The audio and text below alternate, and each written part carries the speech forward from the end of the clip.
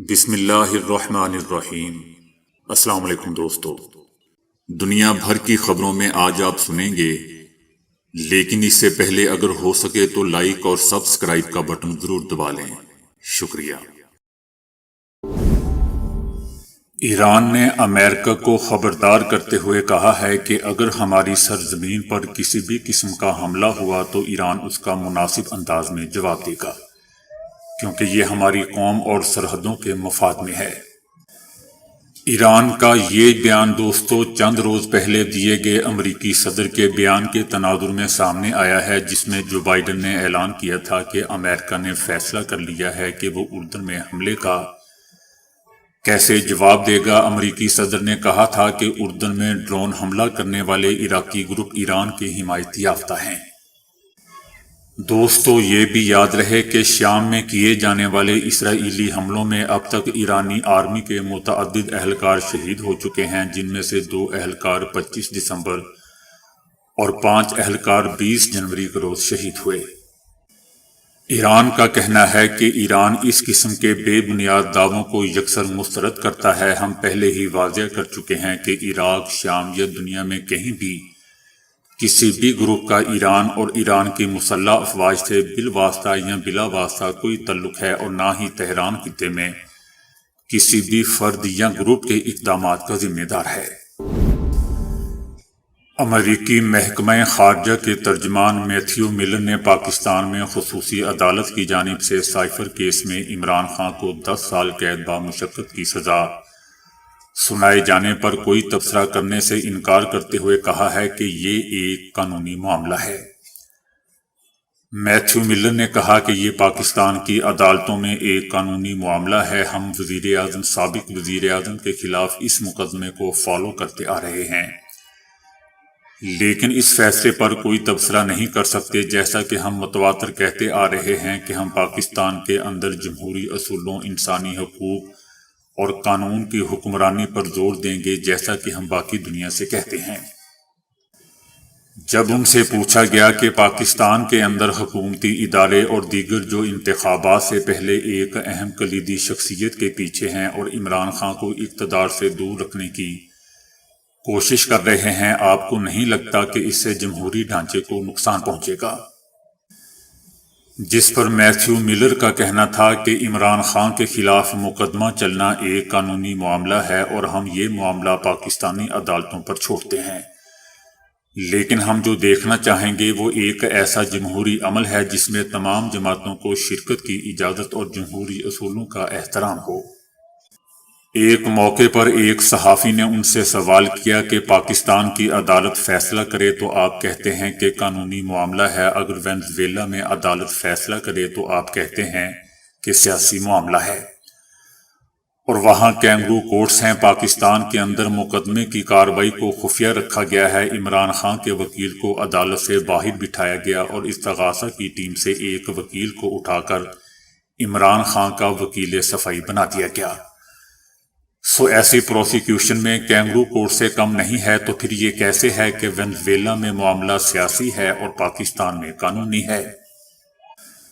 اس سوال کے جواب میں میتھیو ملر نے انہیں 2 مختلف معاملات سے تعبیر کرتے ہوئے کہا کہ یہ 2 مختلف صورتیں ہیں۔ ہم پاکستان کے لیگل پروسیس کے بارے میں ابھی تک کسی نتیجے پر نہیں پہنچے۔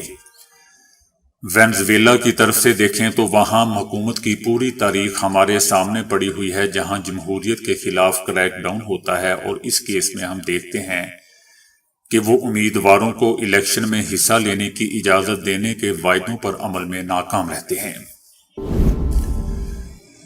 بھارت اس ہفتے کے آخر میں دوستو ایک عبوری بجٹ پیش کرنے کی تیاری کر رہا ہے۔ ہندوستان 2027 تک 5 ٹریلین کی جی ڈی پی کے ساتھ دنیا کی تیسری سب سے بڑی معیشت بن سکتا ہے۔ بھارت کے وزارت خزانہ نے کہا ہے کہ مالی سال 2024 میں معیشت 7% یا اس سے زیادہ ترقی کرنے کے لیے تیار ہے۔ ہندوستان کا دوستو مالی سال 1 اپریل سے شروع ہوتا ہے اور 31 مارچ کو ختم ہوتا ہے۔ اگر یہ اس سال کا ہدف حاصل کر لیتا ہے تو یہ مسلسل تیسرا سال ہوگا جو ہندوستان میں جی ڈی پی میں 7% اضافہ ہوا ہوگا۔ ملک کی جی ڈی پی اس وقت 3.7 ٹریلین ڈالر ہے۔ حکومت کا 2047 تک ترقی یافتہ ملک بننے کا بھی ہدف ہے۔ مبصرین کا کہنا ہے کہ ہندوستان 2075 تک دنیا کی دوسری سب سے بڑی معیشت بننے کے لیے تیار ہے۔ انڈیا نہ صرف جاپان اور جرمنی بلکہ امریکہ کو بھی پیچھے چھوڑنے کے لیے تیار ہوگا۔ بھارت اس وقت امریکہ، چائنا، جاپان اور جرمنی کے بعد دنیا کی 5ویں بڑی دوستوں معیشت ہے۔ اس سب کے باوجود مبصرین کا کہنا ہے کہ بھارت اپنی زمین سے غریبی کو ختم نہیں کر سکا۔ لوگوں کی حالت اب ویسی کی ویسی ہے جو 50 سال پہلے تھی۔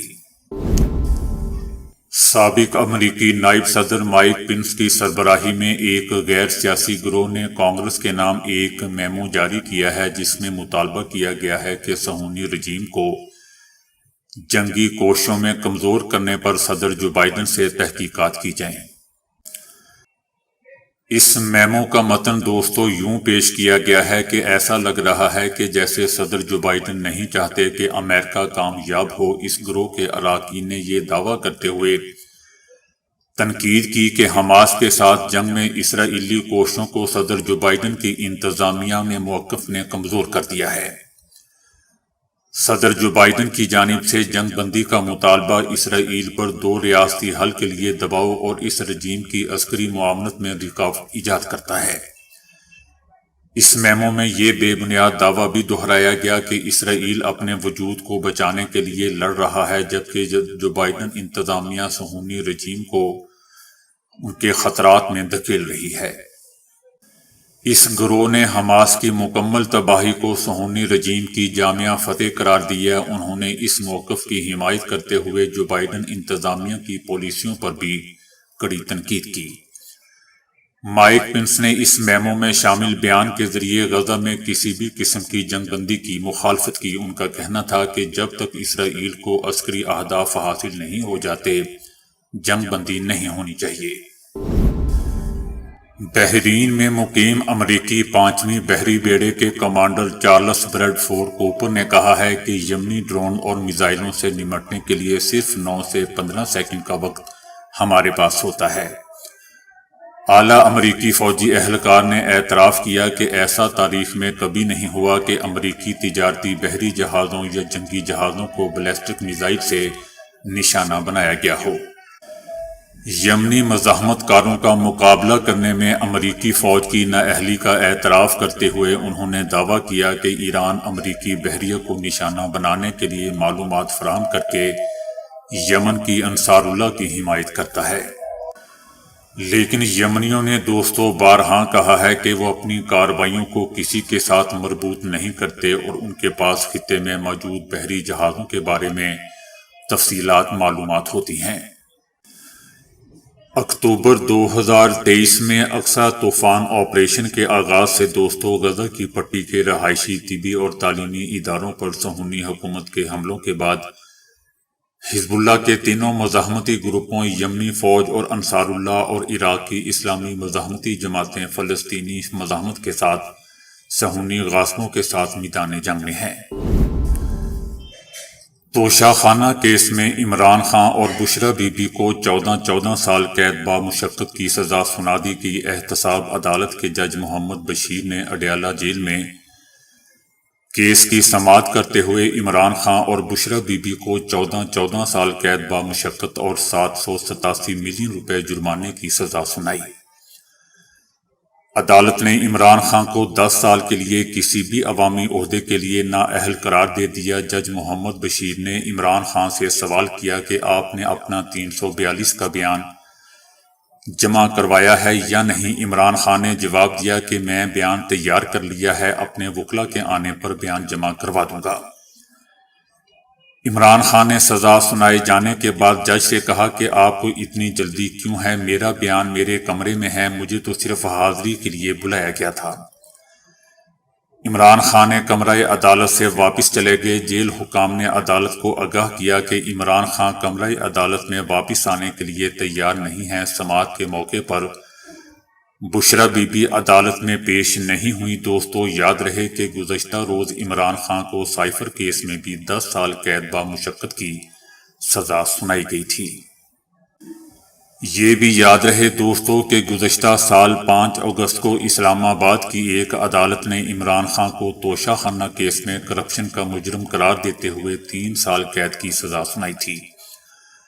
فیصلہ آنے کے فوراً بعد انہیں پنجاب پولیس نے لاہور میں واقع زمان پارک میں ان کی رہائش گاہ سے گرفتار کر لیا تھا۔ بعد میں 29 اگست کو اسلام آباد ہائی کورٹ نے توشہ خانہ کیس میں گرفتاری کے بعد اٹک جیل میں قید عمران خان کی سزا معطل کرتے ہوئے انہیں رہا کرنے کا حکم دے دیا تھا۔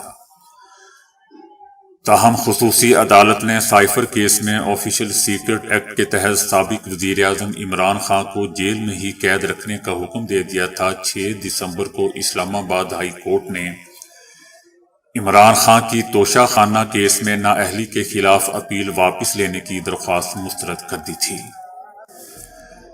دوستو یاد رہے کہ الیکشن کمیشن آف پاکستان نے توشہ خانہ کیس میں عمران خان کو نااہل قرار دینے کا فیصلہ سنانے کے بعد کہ ان کے خلاف فوجداری کارروائی کا کیس عدالت کو بھیج دیا تھا، جس میں عدم پیشی کے باعث ان کے ناقابل ضمانت وارنٹ گرفتاری جاری ہوئے تھے۔ سابق حکمران اتحاد PDM کے 5 اراکین قومی اسمبلی کی درخواست پر اسپیکر قومی اسمبلی نے عمران خان کی نااہلی کے لیے توشہ خانہ کیس الیکشن کمیشن کو بھجوایا تھا۔ کیس میں الزام عائد کیا گیا تھا کہ عمران خان نے توشہ خانہ سے حاصل ہونے والے تحائف فروخت کر کے جو آمدن حاصل کی اسے اثاثوں میں ظاہر نہیں کیا۔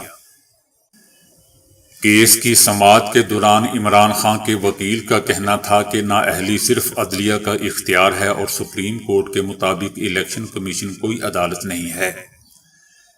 عمران خان نے توشہ خانہ کیس کے سلسلے میں 7 ستمبر کو الیکشن کمیشن میں اپنا تحریری جواب جمع کروا دیا تھا۔ جواب کے مطابق 1 اگست 2018 سے 31 دسمبر 2021 کے دوران عمران خان اور ان کی اہلیہ کو 58 تحائف دیے گئے تھے۔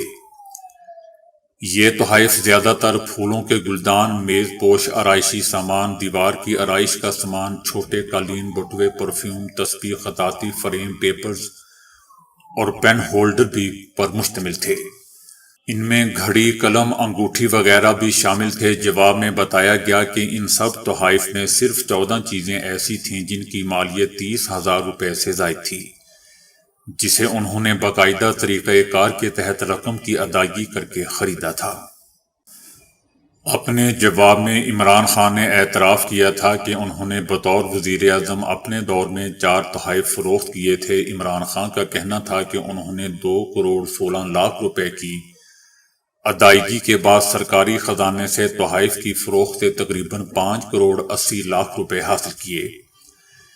ان تحائف میں 1 گھڑی، 1 مہنگا قلم اور 1 انگوٹھی شامل تھی، جبکہ دیگر 3 تحائف میں 4 گھڑیاں شامل تھیں۔ اب تک لگ بھگ 25 کروڑ 20 لاکھ سال قبل زمین پر جانداروں کی بڑی تعداد فنا ہو گئی تھی، جسے PTME کہا جاتا ہے۔ اب اس کے تازہ ثبوت پاکستان اور چائنا سے ملے ہیں۔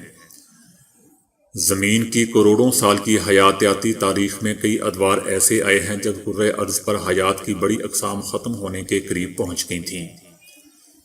یہ عمل کاربن ڈائی آکسائیڈ کے غیر معمولی اخراج کی وجہ سے ہوا تھا۔ اب سے لگ بھگ 25 کروڑ سال قبل PTME میں سمندر کے 90% جاندار اور خشکی پر ریڑھ کی ہڈیوں والے 70% جاندار ختم ہو گئے تھے۔ اس موقع پر کاربن ڈائی آکسائیڈ سمیت کئی گیسوں کا غیر معمولی اخراج ہوا تھا۔ نتیجے میں شدید گرمی بڑھی اور جاندار حال سے بے حال ہو کر مرنے لگے۔ اگرچہ ارضیاتی طور پر کاربن ڈائی آکسائیڈ کے ثبوت تو ملے ہیں، لیکن اس کے اخراج کا مستقل سلسلہ نہیں مل سکا تھا جو اب چائنا اور پاکستان سے ریکارڈ ہوا ہے۔ امریکہ اور برطانیہ کی یونیورسٹی کے سائنسدانوں نے اس سلسلے میں اپنی نئی تحقیق پیش کی ہے، جو ہفت روزہ میگزین نیچر میں شائع ہوئی ہے۔ ماہرین نے اس ڈرامائی صورتحال کو اپنی زبان میں عظیم موت قرار دیا ہے۔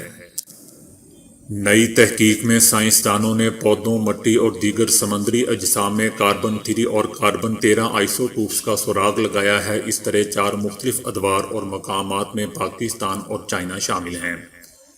جہاں عین 25 کروڑ سال قبل پی ٹی ایم ای کے دوران کاربن آئسوٹوپس کا غیر معمولی اخراج ملا ہے اور اس سے تصدیق ہوتی ہے کہ شاید اس وقت کاربن ڈائی آکسائیڈ کا اخراج معمول سے 6 گنا تھا۔